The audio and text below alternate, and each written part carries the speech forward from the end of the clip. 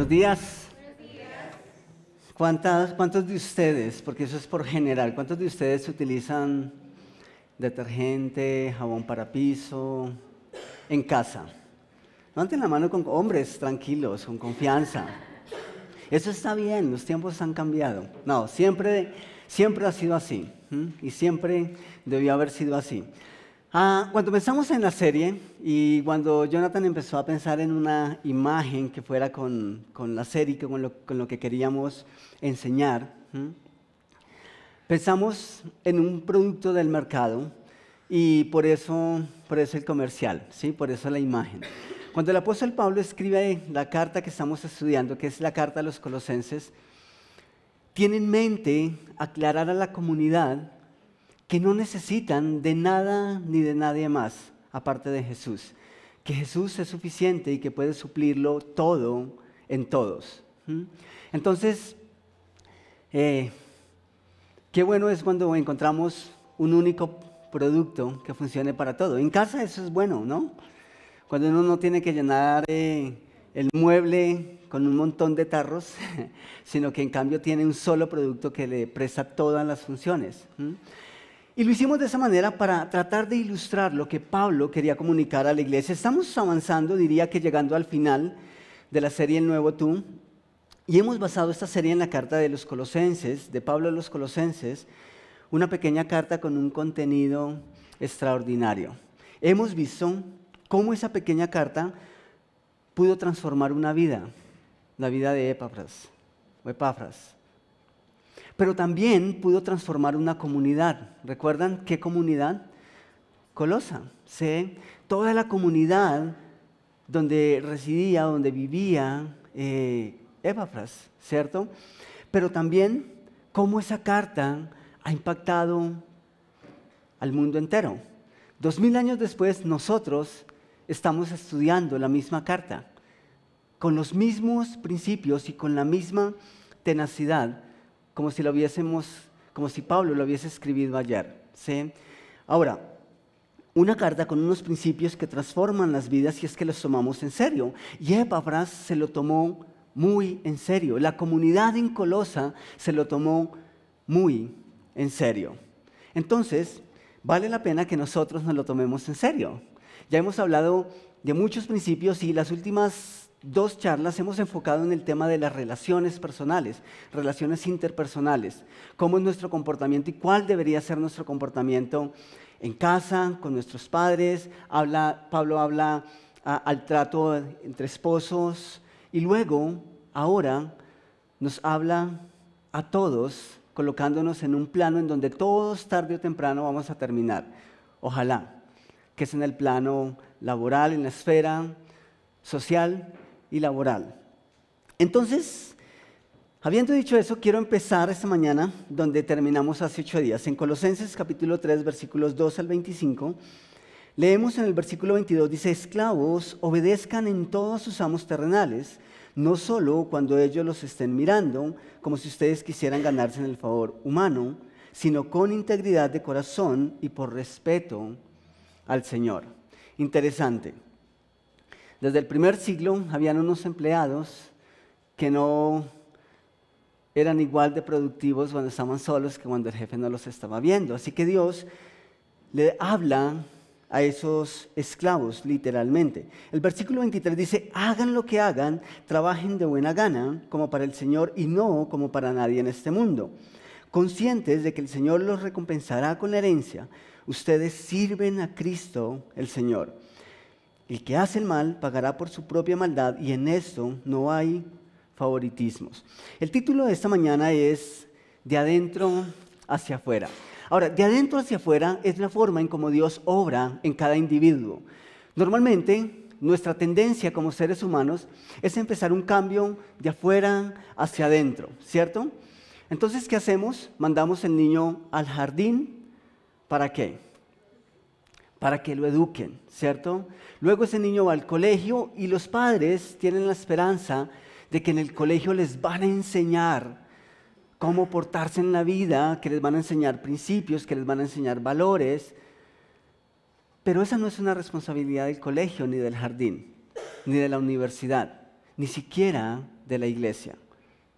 Entonces, por eso he decidido, pensando en eso, llamarlo de adentro hacia afuera, pensando en que el niño primero se desarrolla en casa, recibe una formación en casa y luego ese niño es enviado afuera, a la sociedad, al colegio, a la universidad y posteriormente a un trabajo. Eso tiene mucho sentido. Por eso Pablo primero habla a los esposos, luego habla al fruto del amor en pareja, que son los hijos, pero ahora nos habla a todos. ¿Cuántos de nosotros trabajamos? ¿Cuántos de ustedes trabajan, ejercen, tienen ocupaciones todo el tiempo? Ahora, eso tiene sentido, ese orden. ¿Por qué? Porque la niñez pasa muy rápido. ¿Ustedes también eran como yo? Que cuando eran niños querían ser grandes. Y cuando fueron grandes se dieron cuenta que tenían muchas responsabilidades y quisieron volver a ser niños y ya no pudimos. De niño uno sueña que la vida de adulto es una maravilla y que uno, mejor dicho, se está perdiendo de las cosas maravillosas de la vida, porque es un niño y porque es que tengo que hacer lo que papá dice, es que no me dejan salir, en cambio cuando ya esté grande voy a poder hacer con mi vida. Y cumplimos los 18 y nos dimos cuenta que eso no era tan así. Pero la niñez pasa rápido, es una etapa que pasa muy rápido comparada con la adolescencia, especialmente con la vida adulta. Y cuando llegamos a la vida adulta, ¿a qué dedicamos nuestra vida? Familia, pero para poder atender una familia, nosotros necesitamos emplearnos. Necesitamos sí o sí tener una fuente de ingresos que nos permitan sostener esa familia. Así que por eso Pablo enfoca en esa parte de nuestra vida, en la vida laboral, en nuestro desempeño como obreros, como empleados, como jefes que somos y que soñamos ser algún día. Entonces, la vida adulta está llena de muchas responsabilidades que tienen que ver en su mayoría con nuestro trabajo. Entonces, por eso es importante preparar al niño desde casa, para que cuando sea un adulto, esa misma formación que recibió en casa, comenzando desde la capacidad de someterse a un liderazgo, en el trabajo lo haga y lo pueda desarrollar de una buena manera. Pitágoras dijo alguna vez: educad a los niños para no castigar a los hombres. Leí eso como cuando tenía unos 8 años. No sé si ustedes recuerdan, algunos de ustedes recuerdan, que en las cajas de fósforos, las cajas con fósforos venían con unas historietas, con unos mensajes, con unas máximas. Y yo creo que tenía entre 8 o 10 años, leí eso por primera vez en mi vida. Se eduquen a los niños para no castigar a los hombres. Pero muchos años después, encontré en la Biblia que el rey Salomón, siendo aún el hombre más sabio que se haya conocido en la historia, escribió algo muy parecido en Proverbios 22:6, pero más efectivo. Salomón va a la raíz del problema. Salomón va al fondo de la situación. Y él dice la manera en cómo deben ser educados los niños. Salomón escribe: instruye al niño en el camino correcto y aún en su vejez no lo abandonará. Instruye al niño en el camino correcto y aún cuando fuere viejo no se apartará de él, dicen otras versiones. Entonces, instruye al niño, tratemos de formarlos con la base que Dios nos establece en su palabra, y aún cuando fueren obreros, cuando salen a hacer su trabajo, cuando son profesionales, cuando salen a buscar el sustento, van a poder deleitarse en sus labores. ¿Por qué? Por lo que vamos a estar estudiando esta mañana. Hablemos un poco entonces de nuestros trabajos. ¿Cuántos dirían esta mañana que hacen muchas cosas en el día, en la semana, todo el tiempo, pero que no tienen una paga, que no tienen un salario? Levanten la mano. ¿Ok? ¿Alguien más por este lado? ¿Ok? ¿Por ese costado? Ok, listo. ¿Ustedes, los que levantaron la mano, significa que no hacen nada porque no tienen una paga? A veces hacen más, ¿sí? En nuestro contexto se dice que el fin de semana es el día de descanso, el tiempo de descanso, pero ese es el tiempo en que se hace trabajo en la casa, ¿sí? Entonces hemos hecho como una pequeña distinción, llamamos empleados a los que tenemos una paga por nuestro trabajo y decimos trabajo, aquello que no necesariamente se remunera o tiene una recompensa monetaria, ¿sí? Ok, ahora, ¿cuántos son empleados? Que hacen muchas cosas en el día, ¿cierto? Que tienen unas responsabilidades, que tienen un jefe, que tienen que entregar cuentas y que tenemos una paga, ¿cierto? Listo, genial, eso es bueno. Ahora, ¿cuál es el común denominador aquí? ¿La paga o el trabajo? El trabajo. Más allá si recibimos o no una recompensa económica por las cosas que hacemos, vamos a darnos cuenta que Pablo no se está refiriendo necesariamente al sueldo que ganamos, sino a la forma en que desarrollamos nuestras actividades diarias, sean pagas o no sean pagas. ¿A quién les está escribiendo Pablo en este momento? A los esclavos. Ahora, en este contexto, le está escribiendo a un esclavo. ¿Qué garantías tenía un esclavo? Vamos a estar analizando eso un poquito más de fondo. Lo importante y lo que necesitamos empezar a entender hasta acá es que Dios se deleita en nuestros quehaceres diarios. No importa lo que hagas. No importa si estás sentado frente a un computador en una oficina, no importa si estás en la calle, no importa si estás en casa, no importa dónde estés ni qué estés haciendo. Lo bonito de esta parte es que Dios está inmerso en nuestra vida cotidiana, aún en los detalles que podríamos llamar insignificantes. Entonces, en el versículo 23 de Colosenses 3, Pablo dice, hagan lo que hagan, trabajen de buena gana. Hagan lo que hagan. No importa si le estás recibiendo órdenes a tu jefe o estás haciendo cosas para tus hijos. O si eres hijo, si eres adolescente, si eres joven y estás haciendo las tareas para el colegio. O si estás en el salón escuchando a tu profesor. Hagan lo que hagan, dice, trabajen de buena gana, como para el Señor y no como para nadie en este mundo. Hace 8 días mencionábamos que Pablo hace esa aclaración porque posiblemente vamos a tener jefes los cuales, vamos a decir, no tienen la autoridad para hacerlo. Muchos de nosotros, tal vez muchos de nuestros jóvenes van a decir, mi papá no tiene la autoridad para hablarme de esta parte, ¿sí? Así que fácilmente nosotros podríamos decir, ¿y quién soy yo? ¿O quién es tal persona para que yo le camine? ¿Sí? O para que le crea, o para que le obedezca. Pero Pablo dice, ante todo tengan en cuenta que ustedes hacen las cosas para Dios y no para nadie en este mundo. Entonces, en sus boletines, el primer punto esta mañana es, hagan lo que hagan, siempre van a tener 2 jefes. Como hijos de Dios, esa es una realidad de aquí hasta que Dios disponga de vida para nosotros sobre esta tierra. Esa es una realidad. ¿A cuántos de ustedes les gusta eso, la idea de tener 2 jefes? En el plano social, en nuestra realidad, eso es complicado.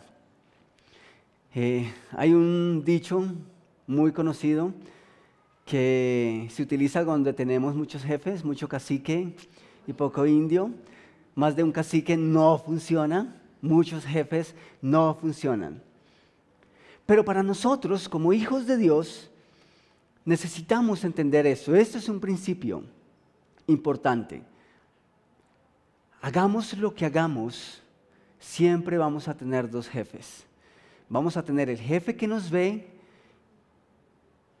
físicamente, cuando estamos con Él, cuando Él está presente, pero vamos a tener otro jefe que nos va a ver siempre, siempre, siempre, ¿sí?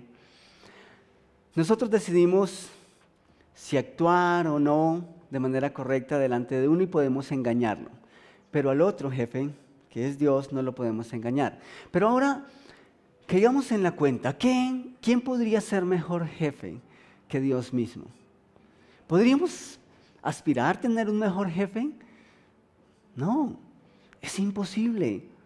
Así que eso sí debe ser una voz de aliento. Muchos de nuestros jefes terrenales ignoran las cosas que hacemos. Muchos de ustedes, tal vez, yo fui víctima en algún momento de un compañero de trabajo. Y Dios peleó por mí. Pero vivir con esa zozobra es impresionante cuando tenemos jefes que ignoran nuestro trabajo, cuando creemos que no tenemos la paga suficiente por las cosas que hacemos, cuando simplemente tenemos jefes que por a veces cercanía con otras personas, con familiares, nuestro trabajo termina siendo desplazado o nuestro reconocimiento como empleados. ¿No es un alivio entender que Dios es nuestro jefe también? Eso debería ser un consuelo que avive nuestra esperanza. Entonces, necesitamos comprender que es mentira que el trabajo lo hizo Dios como castigo. No. ¿Saben? Dios también trabajó. Y Dios no estaba bajo castigo. Dios no estaba castigado cuando trabajó y cuando sigue trabajando. La Biblia dice en el capítulo 1 de Génesis que Dios reposó al séptimo día después de haber acabado toda su obra. De hecho, fue la semana más productiva y la semana más maravillosa en toda la historia de la humanidad. Nadie tendrá una semana más atareada que esa.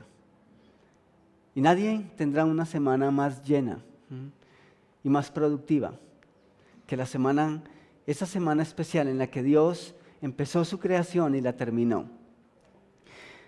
Entonces, trabajo es lo que Dios hace constantemente en el mundo. Trabajo es lo que hace diariamente en las vidas de aquellas personas que nos rodean. Pero trabajo es lo que Dios hace constantemente en tu vida y en la mía. Dios empezó una obra en nuestras vidas que no va a terminar hasta el día en que lo que conocemos deje de ser. Pero mientras eso ocurra, Dios sigue haciendo una obra en cada uno de nosotros. Así que Dios no ha parado de trabajar. Pablo dice en Corintios que el que empezó en nosotros la buena obra, la perfeccionará hasta el día de Cristo. Así que Dios sabe de trabajo. Dios sabe de semanas llenas de trabajo. Jesús, con toda su pasión, hubo días en los que dijo a sus discípulos: manda a la gente a casa. Y dice que se apartó a pasar tiempo con su Padre, porque sabía lo que implicaban días de trabajo duro. Así que no es castigo el trabajo. Por el contrario, cuando nosotros trabajamos, reflejamos parte del carácter de Dios. Por eso Dios está inmerso en nuestro día a día. No es un castigo, es una identidad con nuestro Creador. Cada vez que nosotros hacemos algo, nos identificamos con nuestro Padre Celestial, como trabajador, como un jefe. Cada vez que lo hacemos bien. Porque cuando terminó la obra de la creación, Dios miró todo lo que había hecho y dijo: es bueno, y es bueno en gran manera. Así que es importante que nosotros prestemos atención a que Dios dice: hagan lo que hagan, háganlo de buena gana. ¿Por qué? Porque si lo hacemos de mala gana, eso se va a notar en la calidad, pero más importante, se va a notar en nuestro bienestar. Los expertos dicen que uno debe dormir más o menos ¿cuántas horas diarias? 8 es lo recomendado, ¿cierto? Hay otras cifras ahí que oscilan entre las 6 y las 7. Últimamente se dice que las mujeres deben dormir más. Entonces ahí encontraron para justificar un poquitico. Pero hay mucho que se habla de eso. Pero digamos que lo establecido por regla general, son 8 horas, ¿cierto? Ahora, ¿qué haces en esas 8 horas? ¿Con quién interactúas? Poco. ¿Cuántas horas tiene el día? 24. Hubo una persona que le dijeron, genial, vamos a pagarte mucho dinero y solo vas a trabajar mediodía. Dijo, no, pues ese es el trabajo que yo necesitaba. Llegó a casa genial, feliz, a contarle a su esposa el nuevo trabajo que había adquirido. Al otro día llegó, 6 de la mañana, 2 de la tarde, se empezó a alistar para salir y dijo, no, nosotros dijimos que le habíamos contratado para trabajar mediodía, tienes que trabajar 12 horas, el día tiene 24. Pero el día tiene 24 horas, dormimos 8, ¿cierto? ¿Cuántas trabajamos? Para Colombia, nosotros tenemos un horario estipulado de 8 horas diarias, 48 horas a la semana. ¿Imaginan eso? 8 horas durmiendo, en el que descansas, genial, cuando puedes, pero luego 8 horas tienes que pasar en tu trabajo. ¿Te imaginas cuando tu trabajo no va bien? ¿Imaginan lo importante de que nosotros nos desarrollemos bien y que tengamos una vida emocional buena en nuestro trabajo? Es por eso mismo, porque la mayor parte de nuestras vidas sí o sí vamos a pasarla en nuestro trabajo, entendiéndonos con compañeros, entendiéndonos con nuestros jefes. Es de suma importancia que nosotros entendamos estos principios. No podemos olvidar el contexto en que fue escrita y quiénes eran los receptores, los primeros receptores de la carta. Pablo está escribiendo, como ya lo mencionamos, a esclavos, literal. Nosotros decimos, o las mamás dicen, ¿qué creyó? ¿Que tenía esclava? ¿Que yo soy su esclava? Cuando los chicos no tienden la cama, cuando no hacen oficio. Y eso es algo muy simbólico, pero aquí era literal. Estas personas eran esclavos del Imperio Romano, es decir, que estaban subyugados a la voluntad del Imperio Romano. Pero ¿qué tipo de esclavos eran? Tenían una particularidad, eran esclavos hijos de Dios. Un poco contradictorio, pareciera. Pero ¿pueden ustedes pensar en esos primeros receptores de la carta? Son esclavos de alguien que los ha obligado a hacer mucho trabajo y de repente abren un papel, una carta, en donde se les dice, honren a sus amos. Hagan lo que hagan, háganlo de buena gana. Parece loco, parece de otro planeta. Pero Pablo les está escribiendo eso, porque detrás de eso, si es que ellos logran vivir esos principios en sus vidas, van a tener una recompensa mucho más allá de lo monetario, mucho más allá de lo que nosotros anhelaríamos o de las cosas por las cuales trabajamos día a día.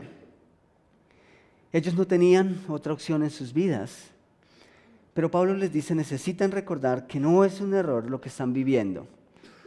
Pablo les dice, no es un error por lo que están pasando. Lo que están viviendo no se ha salido de las manos de Dios. Y eso nos lleva a que nosotros nos hagamos una pregunta. ¿Cuáles labores son las que debo hacer con integridad y por respeto a Dios? Ahora nosotros decimos, bueno, pues es que nos están pagando, ¿cierto? Pues en medio de todo el jefe tiene derecho a darme órdenes. Pero cuando tú eres un esclavo que no tienes derecho a reclamar nada y alguien te dice, necesitas hacerlo bien, bajo el nombre de Dios, ¿tú qué piensas? Es mucho más difícil de asimilarlo. Eso tiene una connotación completamente distinta.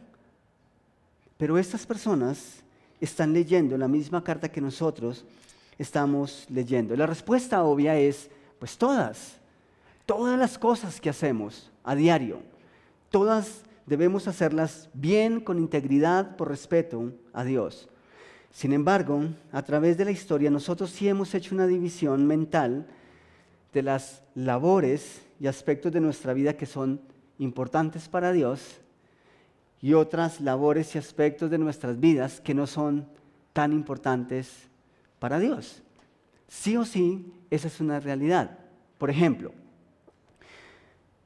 pensemos en la persona que dice, Dios te tiene para grandes cosas, para cosas importantes.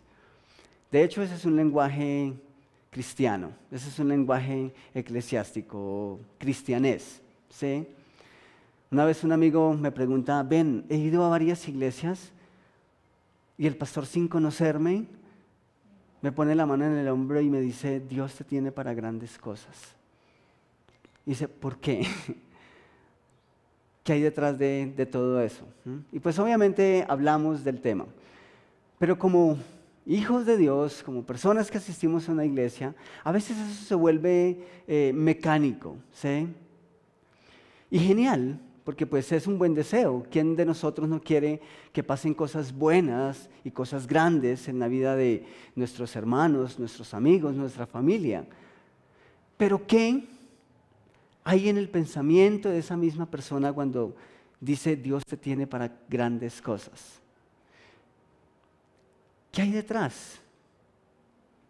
Dios te tiene para ser una persona de éxito, para ser un gran predicador, para ser un misionero, para llevar a Cristo multitudes. Tal vez sí. Pero ¿qué cuando esas cosas grandes, según esa persona, no ocurren en la vida de esa persona, de la otra persona? Entonces, esa persona es un caso perdido. Porque nosotros sí lo hacemos en el plano de nuestra vida diaria. Esa es una realidad.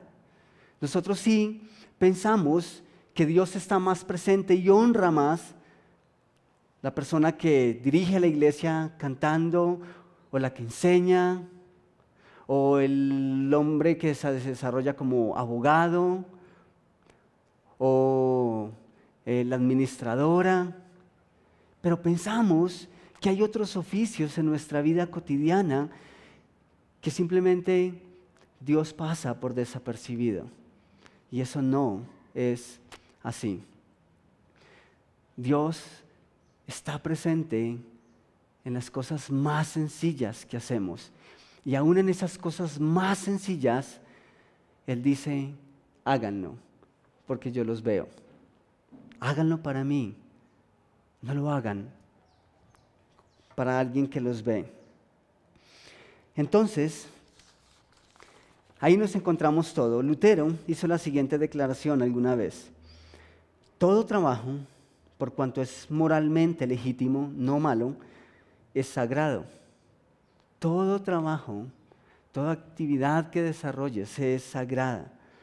El sacerdote y el campesino, la monja y el ama de casa, el teólogo y el obrero, todos andan por fe delante de Dios. Esa es una realidad para todos. Pero más adelante aprendí de un amigo que todo lo que hacemos como hijos de Dios es sagrado, excepto el pecado. Si tú eres una hija, si eres hijo de Dios, todo lo que pasa en tu vida, todo lo que haces con tu vida es sagrado. Cabe dentro de una esfera que es santa, por cuanto Dios te permite vivirlo, por cuanto lo haces para Dios.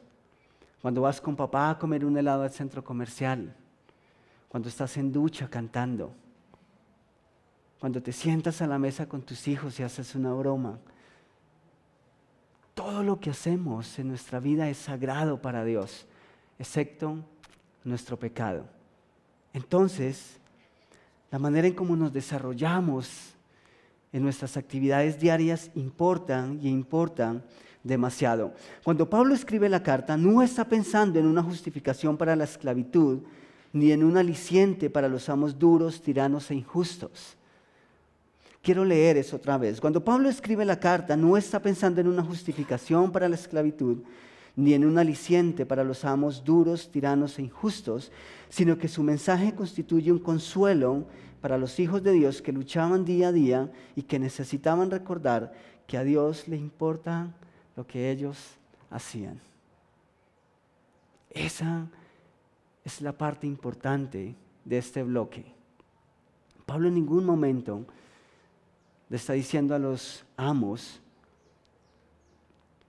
quémenlos, que produzcan, no. Va a hablar un poquito más adelante de ellos. Ahora se enfoca en los empleados, en los esclavos. Y les dicen, tengan en cuenta, no tengan en cuenta a sus amos, en el sentido en que ellos pueden ser injustos. Mírenme a mí y sepan que yo estoy ahí, a la par, hombro a hombro con ustedes. Dios se deleita en las labores de sus hijos. ¿En cuántas? En todas las labores. Cuando trabajé para la compañía, en la compañía a la cual renuncié para entrar de tiempo completo al ministerio, nos invitaron una vez a la despedida de fin de año con la empresa. Entonces era como el espacio del año en el que ninguno tenía uniforme, entonces uno no sabía quién era la administradora, la jefe de área, el jefe de bodega, no. Estábamos sentados a la mesa, ya estaba a punto de terminar la reunión, la despedida, y pensando en que me podían acercar, una de las jefes de bodega me pregunta, ¿tú hacia qué lado vas? Entonces, no, yo voy en tal dirección. ¿Dónde vives? En la 71 con 11. O sea, creo que es barrio Rosal, cerca del Nogal. Pues es un barrio de cierto estrato social. Y su respuesta automática es, ¿y tú qué haces trabajando como auxiliar de bodega?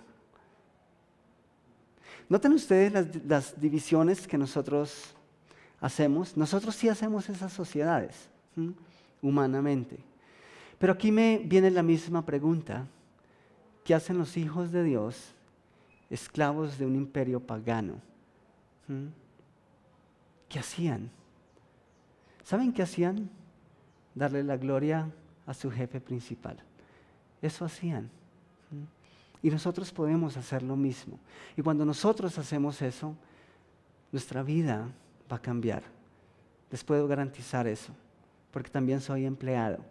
Fui empleado. Por eso, Pablo dedica esta sesión a esa parte tan importante de nuestra vida. Sin embargo, Dios piensa muy diferente. Él nos levanta la cabeza y nos eleva la mirada a Él. Los esclavos necesitaban recordar eso. Y nosotros mucho más, porque nuestra tendencia es a pensar que merecemos. Esa es nuestra tendencia. Nosotros creemos que merecemos. Estas personas no tenían ese derecho. Ellos sabían que no merecían. Y Dios no es solo nuestro jefe, sino nuestro amigo, nuestro compañero día a día.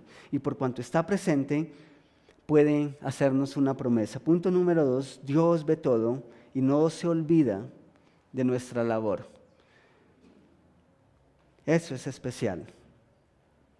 Y eso es consolador.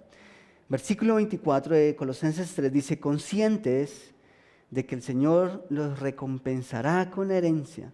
Ustedes sirven a Cristo el Señor. ¿Cuál era la realidad de esos esclavos? No tenían ninguna esperanza del fruto de su labor. Esa era una realidad. Trabajaran lo que trabajaran, no iban a recibir más o menos. No tenían simplemente una paga. Ahora piensen en lo que producía en la mente de un esclavo, saber que no podía soñar con el pago de sus labores, ni siquiera la libertad, y muchos de ellos ni siquiera podían aspirar a una herencia. Una de las leyes para los esclavos era que trabajaban 6 años Y al 7º año el amo tenía que dejarlos libres y muchos de ellos tenían que salir sin nada. Y muchos de ellos preferían seguir como esclavos. ¿A qué salían? ¿A qué iban? No tenían nada más. Pero Dios mira a sus esclavos y levanta su cabeza y eleva y dirige la mirada exactamente a la justicia de Dios y a la capacidad que Dios tiene de ser íntimo con cada persona, con cada uno de sus hijos. Cualquier jefe que no esté en buena sintonía con Dios podría estar leyendo estas palabras y pensar, ¿cómo son de desagradecidos esos cristianos de ahora? Se les paga y quieren más. No, ese no es el mensaje. En la antigüedad podrían pensar, eran esclavos y trabajaban, ahora tienen todo y quieren más. Ese no es el enfoque de Pablo. Esas palabras no fueron escritas para que los amos saquen provecho. No fueron escritas para los amos. Es para lograr una mejor armonía motivada por lo que es justo y por lo que es correcto delante de Dios. A esos hijos de Dios que eran esclavos, Dios les dice, les daré una recompensa con la herencia. Puede que ahora no la tengan, pero hay algo mucho más allá que hacen que uno se conforte con la justicia de Dios. Y es que Dios no olvida las injusticias. Dios no solo hace lo que es justo para sus hijos, sino que toma en cuenta las injusticias de los amos. A veces esas injusticias que nosotros, que hacen que nosotros nos sentimos desanimados, Dios no las olvida. En el versículo 25 dice, el que hace el mal pagará por su propia maldad. Y en esto no hay favoritismos. O sea, Dios llamará a cuentas a todos, amos y esclavos, en algún momento. Y vamos a tener que dar cuentas. Nosotros como empleados, nuestros amos como amos. En el capítulo 4, versículo 1 de Colosenses dice, amos, proporcionen a sus esclavos lo que es justo y equitativo. Aquí pasa a hablar un poco a los amos, conscientes de que ¿qué? De que ustedes también tienen un amo en el cielo. ¿Es consolador?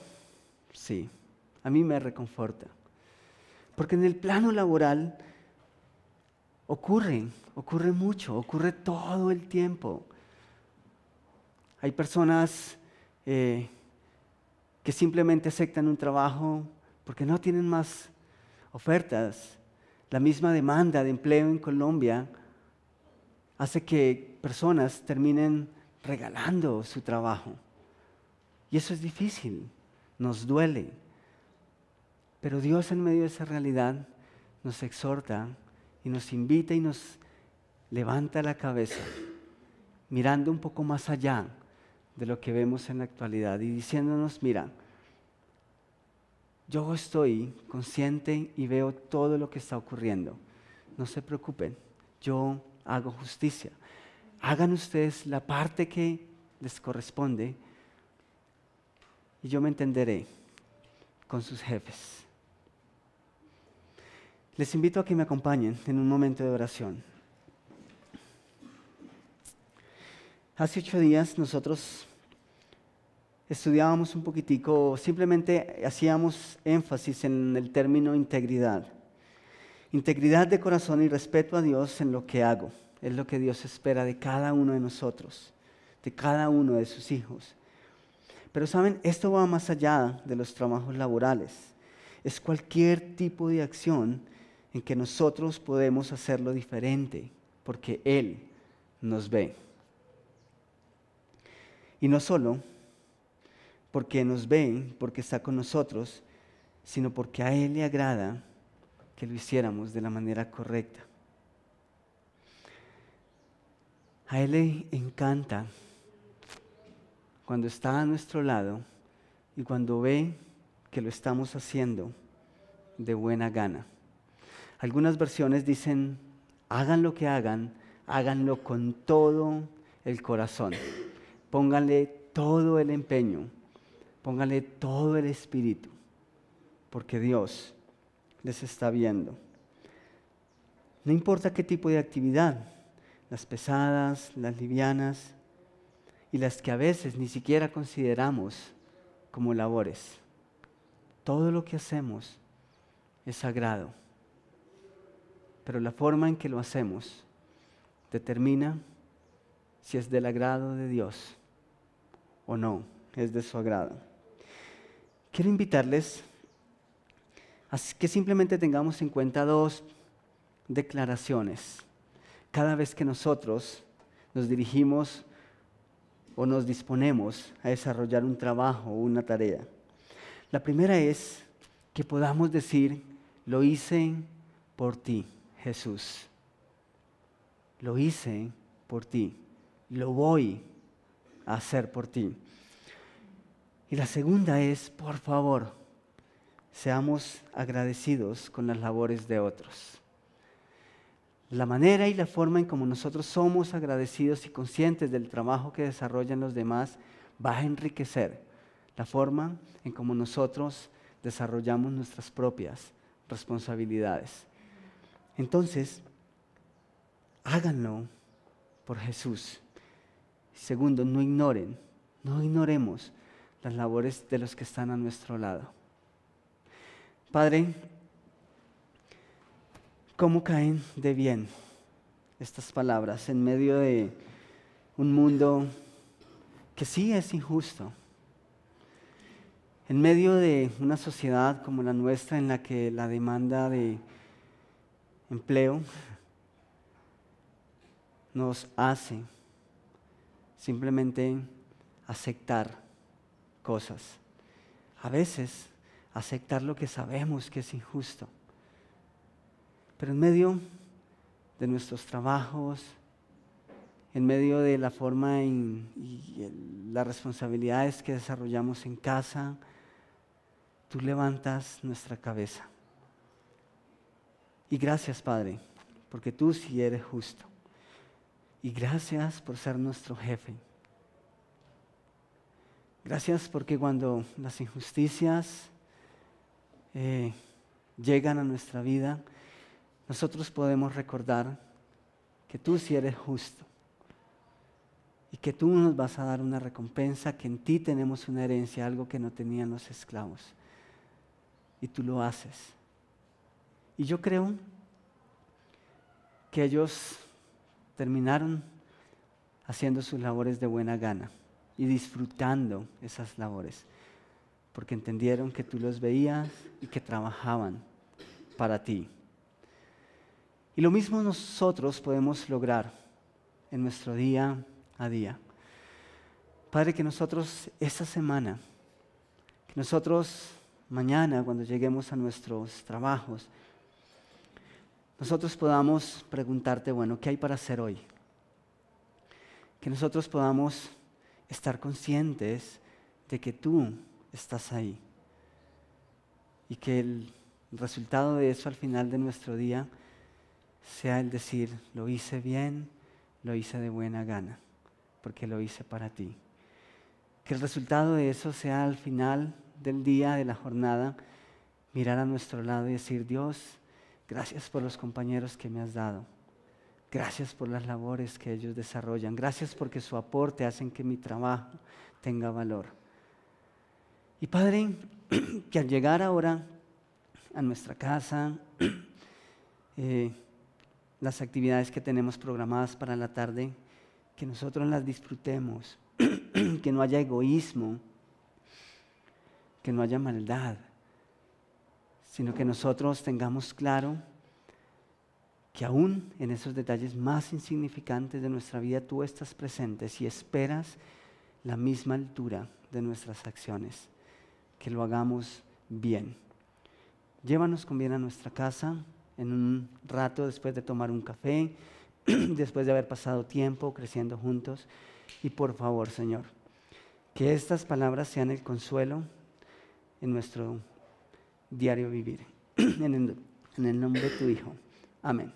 Muchísimas gracias.